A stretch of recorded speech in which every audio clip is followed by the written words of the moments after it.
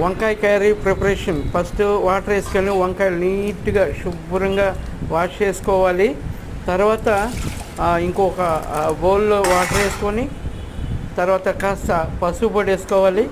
వేసుకున్న తర్వాత కాస్త సాల్ట్ వేసుకోవాలి, క్రిస్టల్ సాల్ట్. తర్వాత వంకాయలు కట్ చేసుకోవాలి. వంకాయలు కట్ చేసుకున్న తర్వాత ఆ వాటర్లో వేసుకోవాలి. ఇంతకుముందు పసుపు పొడి సాల్ట్ వేసుకున్న వాటర్లో వేసుకోవాలి. అవి మునిగేదాకా కొంచెం వాటర్ వేసుకొని తర్వాత గ్యాస్ మీద పెట్టి గ్యాస్ వెలిగించుకోవాలి.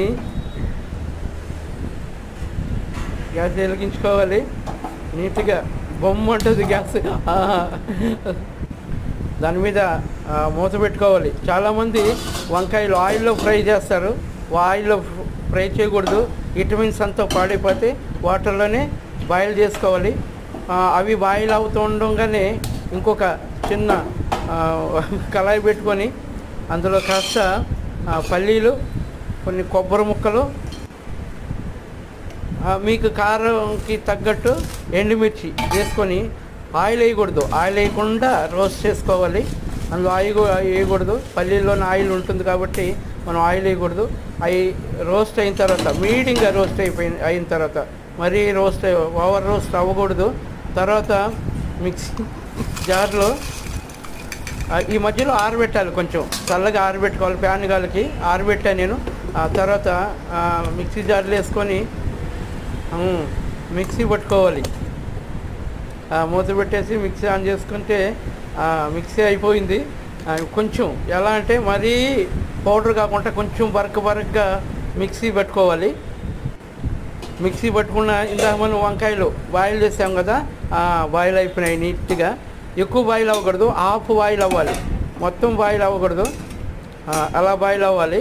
అయిన తర్వాత చూడండి చూపించినలాగా బాయిల్ అవ్వాలి. ఎక్కువ బాయిల్ అయితే మళ్ళీ ఎక్కువ ఇదైపోద్ది. తర్వాత ఇంకో బౌల్ పెట్టుకొని దాంట్లో కాస్త ఆయిల్ ఆయిల్ వేసుకున్న తర్వాత కొంచెం ఎక్కువ కాదు, ఆయిల్ ఎక్కువ వేయకూడదు, ఎండాకాలం లైట్గా వేసుకోవాలి. తర్వాత ఎల్లుల్లిపాయల రెబ్బలు 4-5 వేసుకోవాలి. తర్వాత ఆవాలు వేసుకోవాలి. ఆవాలు వేసుకున్న తర్వాత జీలకర్ర వేసుకున్న తర్వాత కాస్త 5-6 రెమ్మలు కరివేపాకు కూడా వేసుకోవాలి. కరివేపాకు వేసుకొని కొంచెం రోస్ట్ అయ్యేంత వరకు చేసుకోవాలి. రోస్ట్ అయింది, ఎక్కువ రోస్ట్ అవ్వకూడదు, కొంచెం. తర్వాత ఉడకబెట్టుకున్న వంకాయలు అందులో వేసుకోవాలి. అందులో వేసుకొని ఆయిల్లో కొంచెం బాయిల్ అయిన తర్వాత 2 సార్లు అటు ఇటు పొడి చేసి అయిన తర్వాత ఇందాక మనం మిక్సీలో వేసుకున్నట్టంటే పౌడర్